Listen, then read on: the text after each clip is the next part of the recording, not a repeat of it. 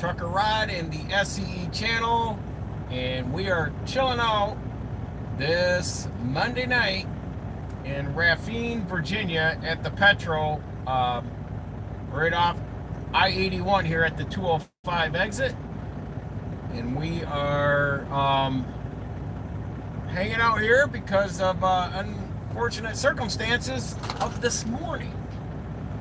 So while we get the stream going here and get the flow going, I am just kind of talk a little bit about the unfortunate circumstances. I made it, I had 2 deliveries yesterday. So I got home Friday night, 2,500 miles, maxed out my logs, did a 34. So as soon as I got in the truck, I had 15 minutes yesterday morning. When I got in the truck, I had 15 minutes to go to finish out my 34. So I made the bed, packed the fridge, and got the truck ready. Took off and made 2 deliveries yesterday, and I got 2 today. I was hoping to have all of Roanoke, Virginia unloaded today. Excuse me. But made it to the TA truck stop in Mineral Wells, West Virginia, off I-77. Everything was good. Got the windows cleaned, checked, post-tripped everything. Everything was good. Slept good last night. Got up this morning at 3:15. Got my shower. Wanted to get on the road about 4:15. And lo and behold, I was 8 minutes into logging in and went pre-trip, and I had a dead tire on the trailer. So I ended up having a couple pieces of metal in it. And so yeah, there it was, just flopping around. When I thumped it, when I thumped it with my foot, it broke off the bead. So I don't know what happened. I didn't hear no air leaks last night. I would have jumped on. I would have been more than happy to have jumped on and got a tire guy out during my 10-hour reset. So that was 4 hours of sitting around waiting for Loves to come out to a TA and pop a new tire on. And we got going. I was able to at least get the two stops done. I had a hunch I'd be down here, though, the way everything played out today. So it's pretty tight in here. I didn't want to go clear in the back, so I'm more up front. The place I normally would park over here behind the Petro, because I'm going to go in after the live stream. I like walking around in there. They got Western wear, boots, hats.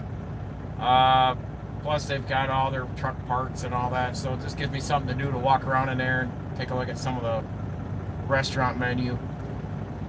So it's pretty big. I would say it's not as big as the one in Joplin, but it for over here in this area, this is really nice. A lot bigger than the one down in Glad Spring. But so yeah, we went through that. My coolant, the plastic coolant tank on top of the radiator that you fill the coolant in, has been seeping and leaking since the end of last week. And I had the engine and front end cleaned, wiped everything down that they didn't get, and lo and behold, I got going yesterday. I stopped and checked, and yeah, it's got coolant coming out. But it appears that the tank is a 2-piece tank that they had molded together.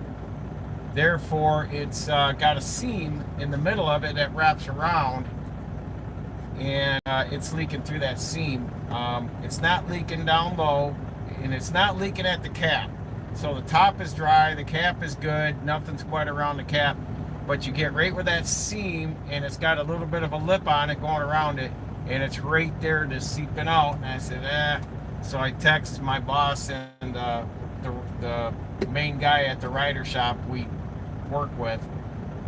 So they've ordered a tank today, and we'll get that replaced and put on, because I am going to have a rider with me starting next week because this is week number 4, and after this week, 3 more to go, and then we're in the car and heading west. And trucking days are over. And as long and as far as I can tolerate, I don't want to see myself getting back into this. And what do we got there? Just looking at comments. All right, right on, right on. So the whole premise of me being in trucking, from, of course, I got laid off a couple times in 1 year span of healthcare. To give some context to what I went through for 10 years in healthcare with the education and trying to change my career into a different area. Now, I wasn't banking on my bachelor's degree to make my living. I used it to get into chiropractic physician school, so therefore I could have my own practice, set my own hours, and work at my own pace, owning my own business.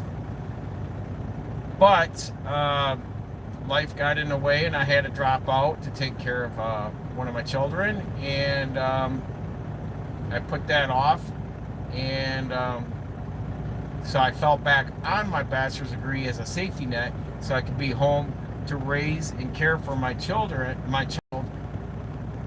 while I was working and not being out on the road as such I am now. But with that, I worked at 3 different hospitals over the span of 10 years. In that, the first one paid minimum wage as an EKG tech while I was in my junior year of college. Senior year of college, I moved into another hospital. They put me on salary. $33,000 a year to do cardiac rehab and stress testing while I finished my senior year and got my degree. Then they moved me up to, I believe, 36. And that was salary. And it was mandated that to have that position, I got Fridays off, but I had to work Saturdays. And so I had Friday and Sundays off. That lasted for about, well, that was 04, 05, 06. October of 07, I left there because I got offered a position at the 3rd hospital. That one paid hourly, and they put me on a RN based. They didn't know how to pay me, so they just, with my training, it mirrored like an RN, other than my pharmaceuticals that I didn't get trained in, because I wouldn't be getting licensed and certified in that, because the RNs, they push meds, either through IV, needle shots, what have you. But with that last hospital, I did get cross-trained, worked over in the cath lab, stress testing, cardiac rehab, a lot of heart monitors. I mean, I was all in depth in the cardiac field. Plus, I did tilt table tests for syncopal episodes where people would then get pacemakers. I sat in, helped putting in defibrillators. So I really got my hands pretty deep into that. But I was on a paid by the hour, mirroring what the RN started at and maxed out at. But as time progressed, the first 2 years I was making pretty good money, because I was getting call time on the weekends, which would add up overtime and such. But budget started tightening up as we were going through the 08 to 2012 housing crash. It was affecting a lot of businesses, and it affected a lot of people that were coming in for healthcare. So by 2011, 2012, we were seeing where we were just getting 40 hours a week. By the last year, the last 12 months, and my wife and I had this discussion yesterday, is I should have been doing a crazy Ivan and just spinning around and kind of taking a look of where things were going, like doing a 6-month past review of my job, and then I would have seen, but I let it go to right when I got cut, and that was, I never saw a 40-hour week for 12 months straight. I was getting between 20, 25 to 30 hours. If I was lucky, I got 35. But with a wife racking up medical bills and having issues, my student loans, and having a roof over my head and groceries and having a child at home, it wasn't cutting the mustard. So the thing with working in healthcare is, and I'll get to the whole premise of this video, but I just want to give you some background. The whole premise of people, the healthcare, the hospital operation, and how they employ and pay people is all based on satisfactory scores that are from patients that have come through there. Therefore, it gives them the higher or lower tier of reimbursement from insurance. So they bank all their income, all their revenue coming into the hospital, because now everything's corporate, everything's a for-profit ran, and that's based on your insurance. So when they have open heart surgery, a cath lab, or a cardiac cath, or a pacemaker put in, all that's billed to the insurance. Then the insurance, of course, reviews it and pays what they deem necessary to the hospital. Well, reimbursements went down. They took, so instead of paying like $50,000 for a cath, they would pay $30,000. So they were cutting back on how much they were reimbursing back to the hospital, which then said, all right, we're not having as much income stream. Therefore, they had to cut, and they started. I was on the second phase. First phase was top down. It was administrative jobs got let go, and then it came down to, why do you need an exercise physiologist in here? Cross-train people over in the non-invasive department, and cross-train nurses over here in this department. So it was just basically putting more workload on other people in other departments while they're already dealing with their normal workload. One young lady that was a receptionist, they said, well, you can do outpatient EKGs, you can put the heart monitors and all that on. And she said, no, I'm not trained in it, won't do it. And she ended up quitting. It's crap like that.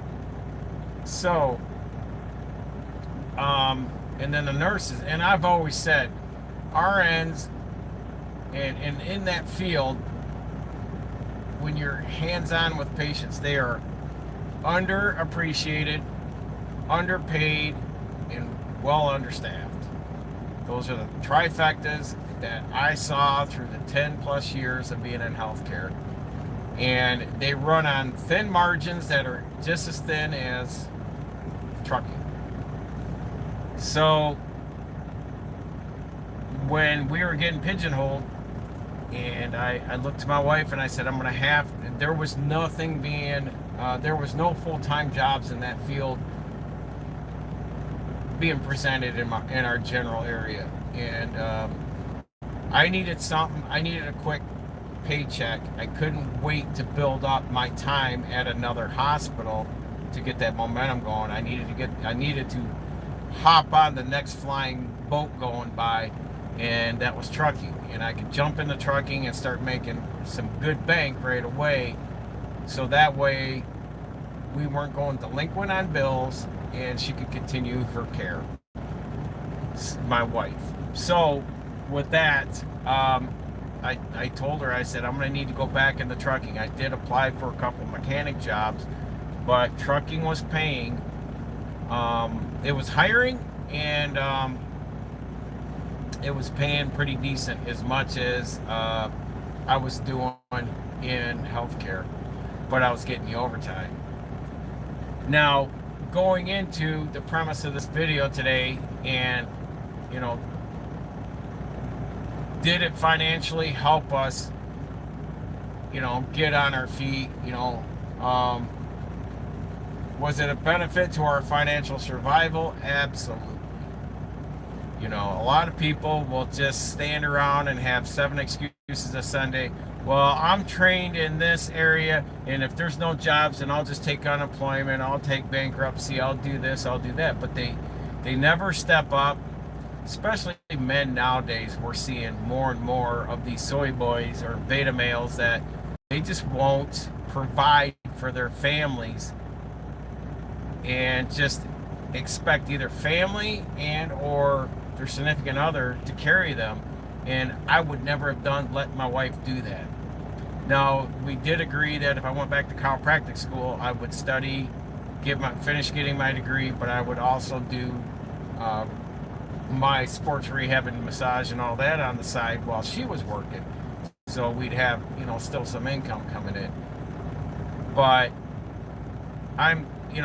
we're seeing that guys don't want to work. They want to do the bare minimum coming in trucking. They just want to swing doors, bump docks, sit on their phone in the seat. I mean, just total lazy asses. And I do swear on these. Deal with it. I can't. I'm not going to hold back and be church mouth on this. But it's just a lot of guys that their wives should just throw them out the fucking door and just get someone that wants to step up and provide and take care of them. And so I applied to several. We got called from this current company to be interviewed and get a background check with my MVR and all that jazz, and it all worked out. Snyder, JB, all the big mega carriers, because I had to bow down and just say, could I get my door in or my foot in the door somewhere? They said, go back to truck driving school. You've been out. I was out of the industry for 14 years. They said, you need to get a refresher, go back to school. I said, I am not going back to another fucking school. These guys gave me a chance. I took the opportunity. I got the rust knocked off. Took me about 6 months, and then I took off from there. Now, the one thing I learned is through mentorship is if you're going to go in and ask for a raise, you first look at yourself and say, what am I bringing to the table to ask for more monetary merit, higher income, because we get paid by the hour here. So I took on more roles. I learned more within the company, because if you're good at something in your business or your company, get better at it, be the best at it. That way you stand out over and above the rest within the company you work for. It goes the same if you own your own business. Be the best at it, so your business shines over the others around you. That's why when I've had businesses, my wife, I remember the first one, she's like, hey, so-and-so down the road's doing this, and so-and-so down the road's I said, I don't care what they're doing. I'm staying in my lane, focusing on me, doing my thing. Everyone will recognize that, and it came true. And it's the same with my detailing. People say, well, your prices are high. And I said, well, yeah, you're standing there doing the armchair quarterbacking, but I don't see these turds out there saying, man, yeah, I've had to, take seats out and dig out gummy bears, Legos, and, pop and Starbucks stains out of the carpeting or seat tracks. These guys are just armchair quarterbacks, and they'll tell you, you're charging too much of this, you're doing too much of that. And I'm like, I go in and I say, your car, I have a mindset of how I do what I do with my detailing.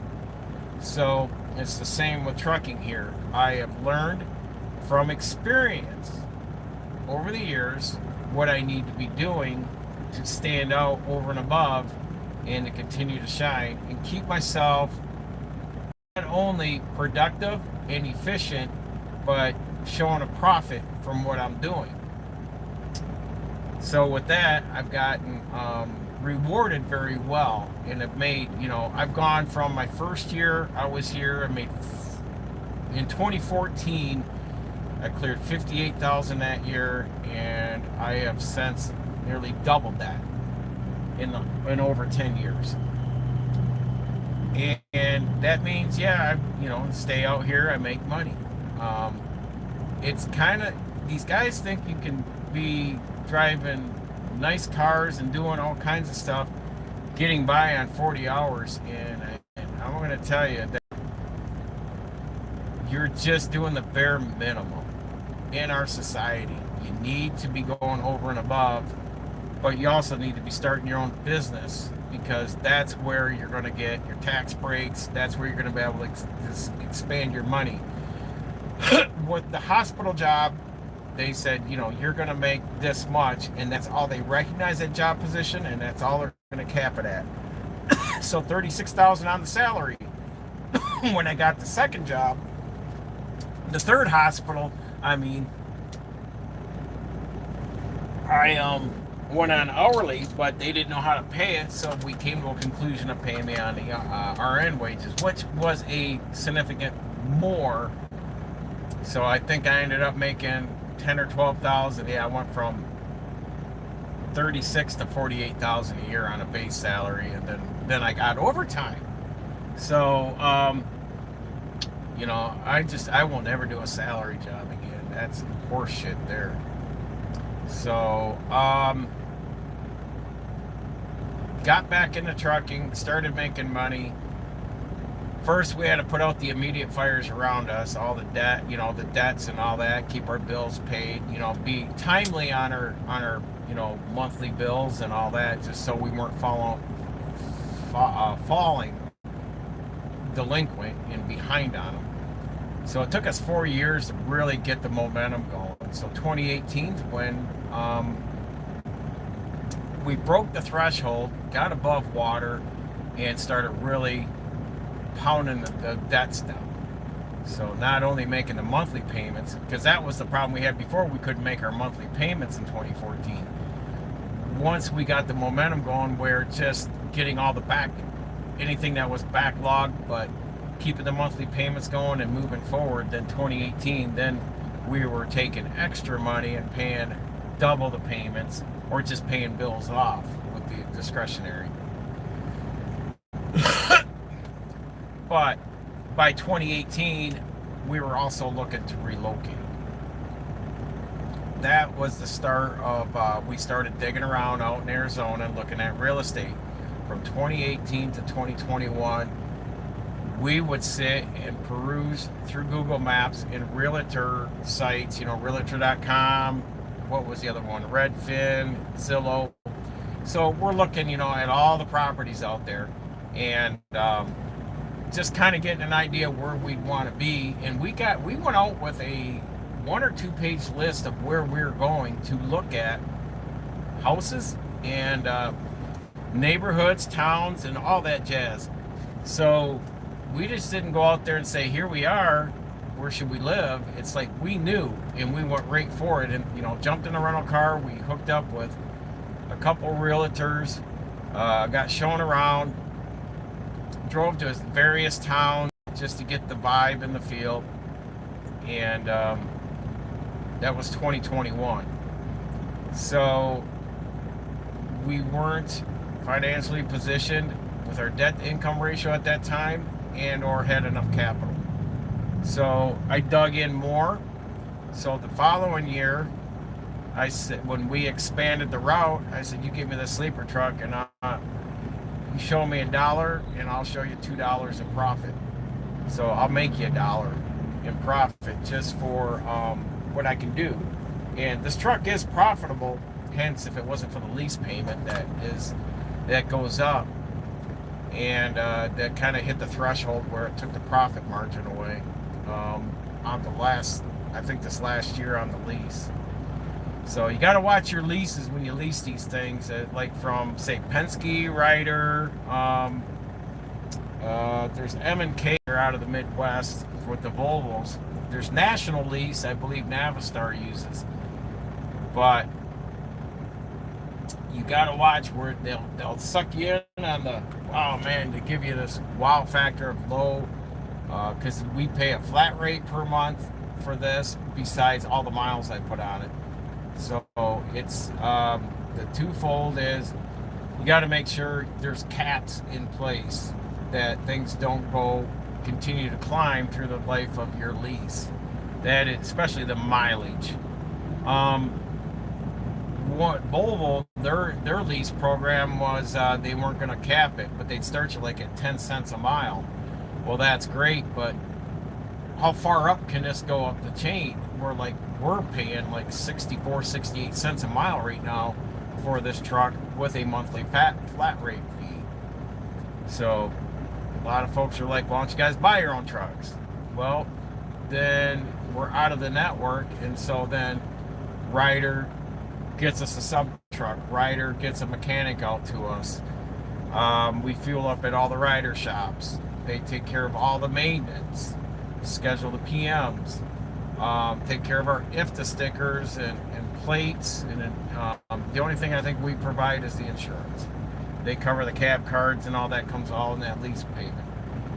So otherwise, that's put on you, the company, to carry all that. And it's not they're not in the trucking business to say we do good service, hauling our product to the customer, but we don't want to make this tractor trailers part of our business, that we have to have a mechanic or a shop or things like that, or having extra personnel to handle all the extra load of covering these trucks, getting them scheduled for maintenance and all that stuff. We just put it all on Ryder, so that's why we went this route, and it makes sense for a small fleet. So with that said, we buckled down, especially the last 8 years. The wife and I worked together to say there was going to be no big ticket items purchased without discussions and talks of,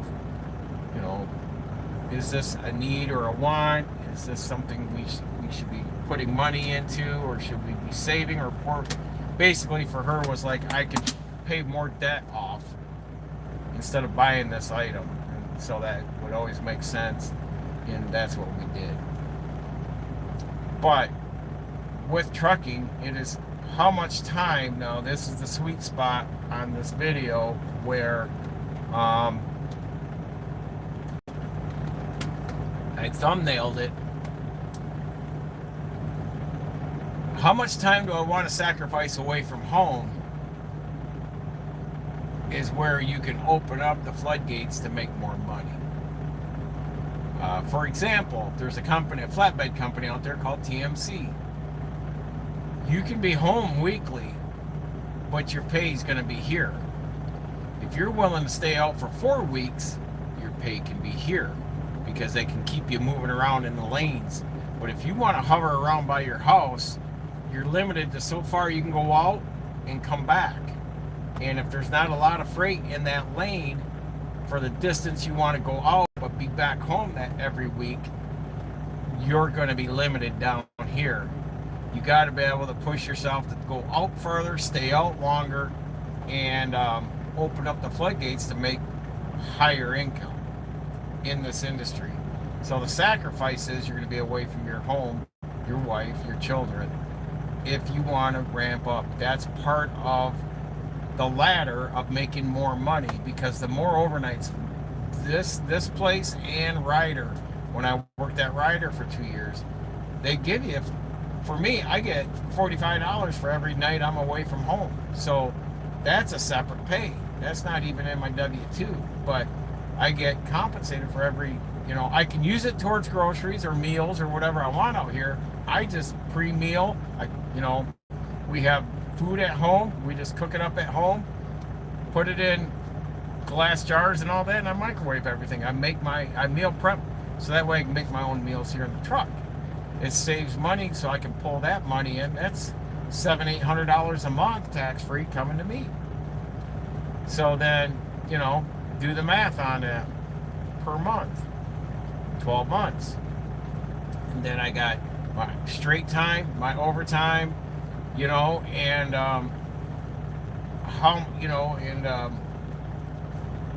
if I got hours left on my clock, I get back from this route. If this route's running slow that week and they got some other routes that have overflow and they need a driver to kind of pick that up, I grabbed it.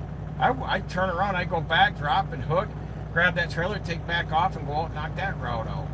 But I would just stay on that hamster wheel of just rolling, and then like this weekend, come back to a 34, go back out. February this year, I stayed out for other than coming home for 2 days that month because of the snow, ice and snow that the East Coast and Carolinas got, in my region. So therefore, I stayed out and did my 34 out on the road, and I just kept rolling so we could get caught up on that. Those are things I was willing to do to increase my pay, bring home more gross money, more net income, and put more money into paying off more debts and building more capital. You have to know how to work the system, whoever you're working for, to be able to increase your pay. You just got to sacrifice. That's the key word that the wife and I did. We sacrificed time apart to get the end goal. The end goal is in 4 weeks, we're both going to be in the car. Once we get in the car and leave Michigan and head to Arizona, our life together is every day now. It isn't me being gone 1 week, or when I ran reefer, 3 months at a time, come home for 2 days, go out 1 or 3 months at a time. It's me being home every day, dinner every day at home, in my bed at home every day, no more hotels, no more parking lots, because we worked and sacrificed to not only get out of debt and build capital and relocate ourselves, but position ourselves so we have a nice, comfortable, beautiful home. So in 20 years from now, I'm going to be 80 years old. I want to be positioned. I don't want to be downsizing and selling my home and trying to make a move into downsizing at 75 years old. I'm doing it now. And I can just keep, as I grow older, I don't have to transition. I can stay right put, and I can do whatever I want. And I don't have to, and repositioned. Come the end of the summer, all we're going to have is just that mortgage is no more. The mortgage is ridiculous, and how small it is compared to what we see so many other people leveraging up on a home mortgage. Our mortgage is next to nothing. So our goal then is, once I've got my time in, I think after the first 6 months and I got my time at the new job, that I'd like to just start doubling up the monthly payments on the house once things settle down. And of course, get things positioned on this house, because I want the first 6 months to where we can get this house. I want it the way I want it. Build it out. It's a new home, but build it to our personal touch, personal, aesthetics. So that way we can sit back, I can get out of work, come home, and just change my clothes, take a shower, sit out, and enjoy my home, enjoy my yard. Instead of coming home, shoveling the driveway in the winter, working on the house, doing other stuff. It was just a nightmare to come home and mow the lawn and do the landscape and all this and that. A lot of people are like, hey, I like doing the lawn, I like this and that. I don't. I personally hate mowing lawn. I'm not going to hire someone. If people have told me, why don't you hire someone to remove the snow? Because when I come home from trucking, the son of a bitch came through 3 days ago, the driveway's covered again, and they only come so often. And unless they're going to come at 10 or 12 o'clock at night, I'm still stuck clearing the driveway so I can get in when I get back, because there's no set time of getting home. And that was the waste of money. The 1 year we did get snow removal. Lawn care, it's like, dude, why would I want to own a home and then I got to pay someone to clean it, mow it, snow removal? I said, it's not worth it to me. I'm pissing money out that I could be investing and making money for me, instead of pissing it away on all that crap. So I want a house that needs very little to zero maintenance.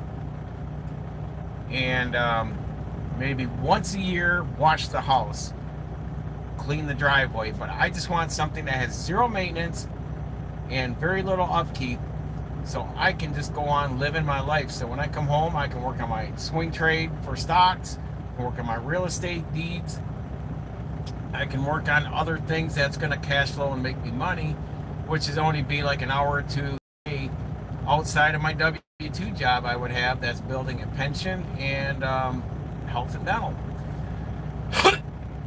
There's a rhyme and reason for the way I'm doing things, and it's everything that's laid out. But it's hilarious where some people just grunt away and do the bare minimum and then piss their money away on stupid toys, taking stupid ass vacations, whether it's a Mexican vacation, Hawaiian tropical island cruise, whatever the fuck it is. It's like, dude, the last effing thing I want to do is go spend a few $1,000s to go hang out with a bunch of monkeys on a cruise or on a tropical island or in Cancun. It's like, and then get on a damn tin can flying through the air to get there and come back. No. If I'm taking time off, I want to go sit on Bell Rock up in Sedona and just look out on the horizon, the peace and quiet, and hang out with my wife.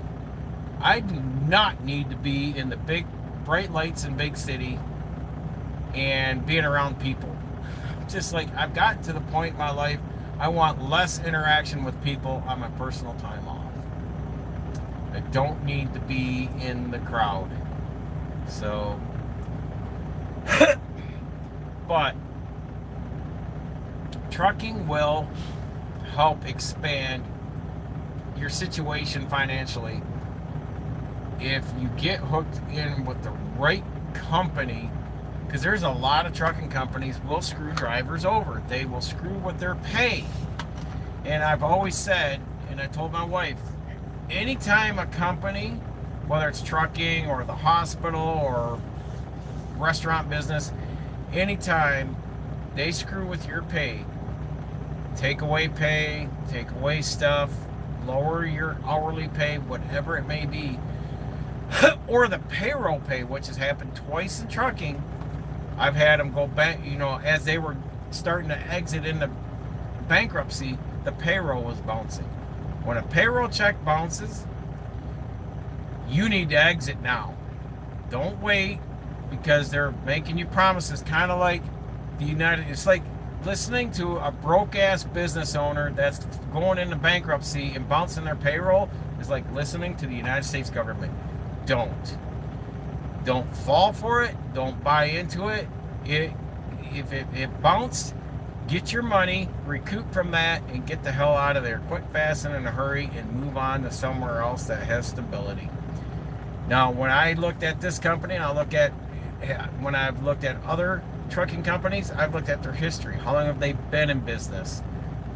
What are they doing? What's the product they're hauling? And these guys were solid. And I asked many of the long-term people here, how did they fare going through the GFC financial crisis of 08 to 2012? How did they fare through the 1970s inflation crisis? And they said every time they went through a recession or any of those, they expanded. They expanded their product lines to their territory, to going from a box truck fleet for many decades to the GFC came along, and that's the global financial crisis. In 2008 housing market, when everything was tanking, they were expanding, and then they got so much busier, they had to flip from box trucks to tractor trailers. So that tells you a lot. And you see a company like that grow, and now I've watched them for the last 3 years expand into areas we never fathomed 10 years ago to be in, to making money. And I'm happy and proud that I've been able to expand into this territory and establish great customer relations. And I've been very happy, in this route, and I wouldn't do any other route for this company but where I'm at right now, unless we were going out west towards like Texas or Arizona or something. But it's a great feeling. But do I want to continue to roll this way, making money? No, we positioned ourselves. Things have aligned, and it took us 8 years to get the stars and moon to align just right to where everything's going to drop into place. Debt to income ratio is going to be on the more negative side now instead of on the red side of positive. So it's time to exit strategy. It's time to go and make that move and change. But on the other hand, hey, this trucking has allowed me to get that house purchased out there while still having the house in Michigan. And my experiences in life, but also my work experiences, allowed me to get interviewed and hired for a mechanic's job. So people still say, you're retiring. No, this isn't the only rodeo I know how to do. And it's just funny that people think you're retiring because this is what you do. Well, people never understood when I came out of healthcare. How'd you learn trucking? Because I was doing trucking, mechanic, and welding, equipment operating, and all that before I got into healthcare. But so here we are. We're on that flip again. And as I'm doing the flip, everyone thinks I'm retiring. No, I'm going to be a mechanic. I want to have several baskets of investments and for retirement as I start into my early 70s. I don't have, I just want to make sure we're well taken care of financially to cover our cost of living and medical bills. So, and I saw a lot of nurses that wanted to retire. Their health was telling them to retire, but they couldn't because they and their husband and or significant other, they could not, because health insurance. They weren't at the age yet to get, Medicare and all that. They just didn't have the money to cover for supplemental health insurance on the Medicare, so they were having to stick it out longer. And they were just looking so ragtagged and worn out. A few of them died of cancer because they just pushed their bodies because they just weren't positioned. And that's my whole premise. I've watched so many people over the decades die young, either trying to get to retirement and or retired and only made it 2 to 5 years after retirement and they drop dead, whether it's coronary, cardiac, heart disease of some type, and or cancer. And I said, nope. When we get out there, spiritual, God, physical health, and mental health. That's our three premises to live on, because when we have those three, we have a strong foundation that we can weather any storm going forward, and financially and or economically. So that's my mindset. Other people, and I'm thinking, when I look at something, I say, how does this benefit me? What will this do for me in the next 20 years? Because I'm looking back 20 years ago, I was 39 going on 40. 20 years from now, I'm going to be 79 going on 80. I got to be thinking smart now. And I can't be just willy-nilly and pissing money away and investments and all that for a dopamine high. So, but trucking has done us well. It has unscrewed, $250,000 roughly right in there is where we were in 2014. Not owning a home then, and just buried it to our eyeballs in debt with a wife that was limited between a wheelchair and a walker getting around. And we rose up, but my mouth is dry. She supported me. As I said, I can get this taken care of, but you need to stand by me as I go forward, working my ass off, doing this out here. It is a sacrifice we made, but it also is something I have to recognize and say, all right, we're there. Let's get our time back and let's reestablish us as a husband and wife and enjoy ourselves, enjoy our relationship together in our life, celebrating every day together. And I can only thank trucking to get me and her out of the financial scenario we have been in. So it is an industry. You need to use it as a tool to get yourself elevated and on your feet financially, but it should not be a long-term career. Many people are like, well, I want to start my own trucking business. I say, have at it. If you're young, go for it. I gotta watch this guy next to me. We're tight in here right now. There's only like 10 to 12 inches between the guy on my driver's side and the passenger side. So we're really packed tight in here, the way they lined out these parking spaces. But yes, you should, if you're young and you're ambitious to go and start your own trucking business, hey, I say go for it, as long as you have the means and know how to, to get your fundamentals going in it. But have a mentor. Man, is this dude gonna run in this guy's truck? Can't tell, but it's gonna be. Wow. It's tight in here, and definitely these aren't parking spaces for the amateur. So this guy needs to do a pull up so you can see this side. I'm watching the guy back in to the guy next to me on my passenger side, and then I got the guy on my driver's side pulling out. I gotta make sure because he clears me. Man, these guys are just... Everyone's been just driving really funky this week, yesterday and today. More aggressive. I've seen more aggressive driving in semi-truck and cars.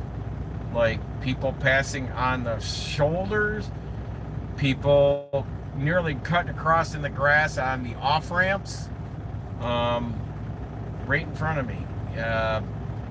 Trucks just driving like 70, 80 miles an hour through construction zones. It has just been, they're, and the one thing I will say is, if you're going to pick a trucking company to work for, if you're having to push that truck beyond its limits of, the speed limit, construction zones, inclement weather, or past the hours of service on your logs, you need to jump out of the door and run. Never let a company dictate to you on how you should be driving that truck. If they are, run. You do not need to run yourself ragged. You do not need to run and push that truck beyond its limits, no matter what time of the year it is, to benefit the company or that person and not you, because you put yourself in harm's way, whether you have a fatality of killing someone else and or yourself, or injuring yourself and losing your CDL. Then what do you do? Because if that's all you know, now you got to figure out a whole new career change. That's why I never put all my eggs in a basket on just being a truck driver. I'm always up to learning new things. I love to be challenged. That's why getting in with these, being a school bus mechanic for a school district is going to be a great thing, because I'm going to be, at least for the next 10 years, going to be learning a lot of new stuff that I never had my hands in before, especially with the new IT stuff and all that jazz. But it'll also give me more home time to invest the quality time I get back, where the wife and I can sit down and build our home-based businesses. So, but trucking has done it. You can just use it as a tool to get yourself elevated in position, whether if you are like us, like we were, in debt over your head, or you don't have any money or capital and you want to get yourself built up. I say your window should be 5 to 10 years, and you should be having your foot pointing towards the door and have an exit strategy getting out around the 10-year mark. I would not stay out here no more than 10 years on the road. That's it. I got 24 years in. I had 12 years the first round, then went to school and redid my career, and then another 12 years coming this September will be 12 years back in. And I said, no, I'm keeping my CDL. Wow, this dude's flying through here like 40 miles an hour. That's what I'm talking about. Can't really capture it, but a lot of these guys are just too much aggressive driving. And it is not necessary to do that, but a lot of them think. I got this load. And there's one of my other jobs there.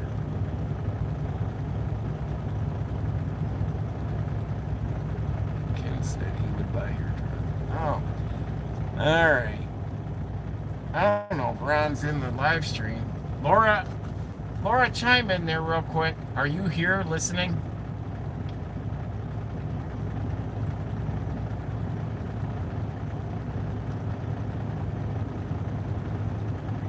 I'm just looking at the comments.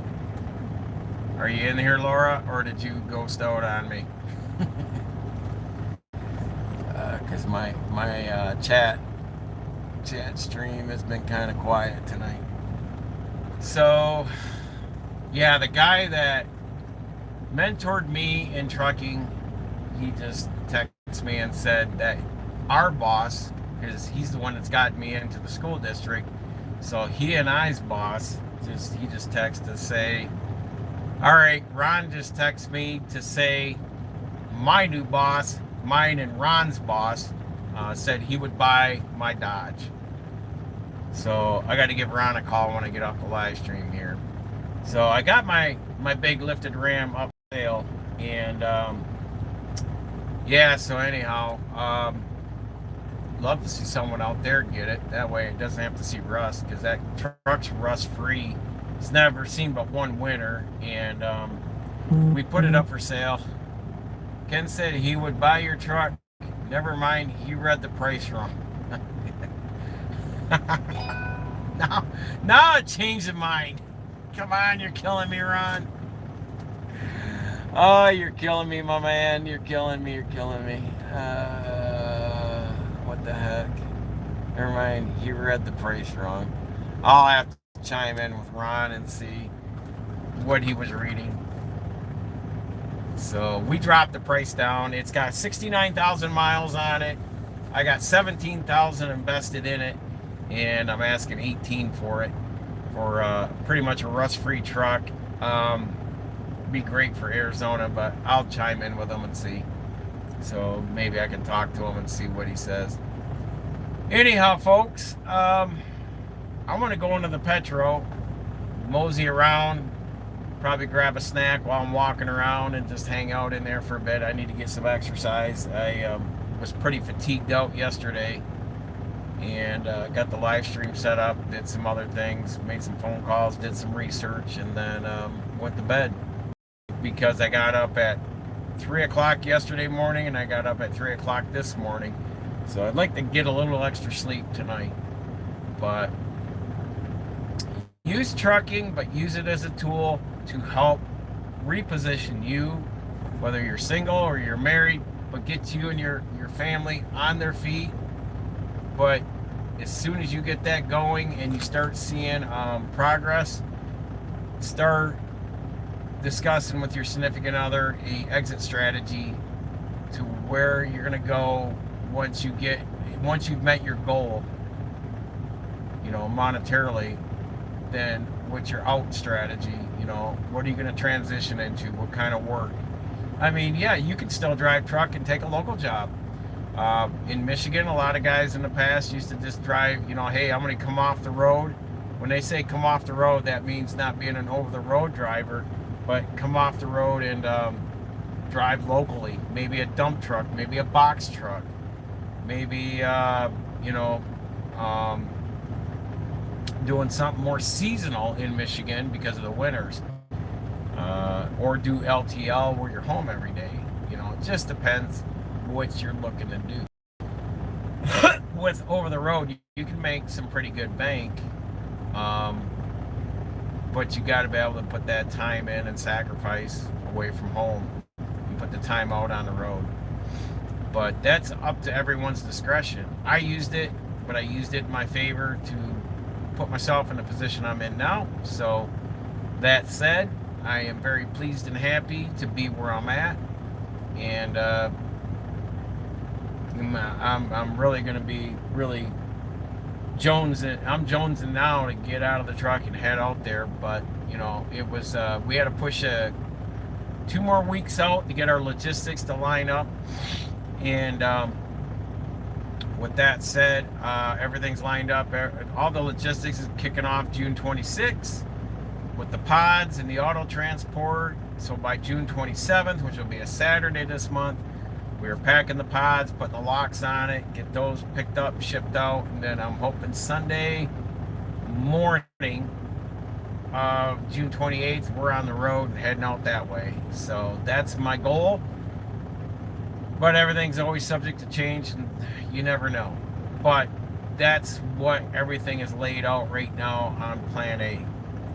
Plan B is we get delayed leaving, but we'll see. Right now, everything's still on mark to kick off, and once we're gone, we're gone. People have asked me, I'm going to just answer a few questions here. Do we have family out there? No. This is just a place my wife and I want to go and spend the rest of our remaining days at. We don't, her and I aren't the kind of people that just want to stay around our hometown where we grew up or hang out with family. We want to go live our lives. It's our turn. A lot of people are like, well, can't just abandon family. Look, I'm not going to buy into that bullshit guilt trip. So people can knock that crap off. We also have to live our lives. We're growing older. 60 for me this year. 20 years from now, we're at 80. So it is time to get ourselves positioned, live our lives, and live it peacefully and comfortably. And I don't want to be ever, and that's why I'm going to continue to work. So I'm never ever dependent on the government. So if Social Security isn't there, fuck it. I don't care. I'm at the point I don't give 2 shits about that Social Security. They just pay me it back, and I'll throw it in my self-directed IRA. And or give me a percentage. Give me 80% of it, and then go fuck yourselves, to the U.S. government. And I'll throw it in and do my own investing. I'll do my own thing. And, handle my own investments in my future and all that. It's straight up with Medicare. That Medicare is garbage. They can take that and shove it right up the damn cow's ass.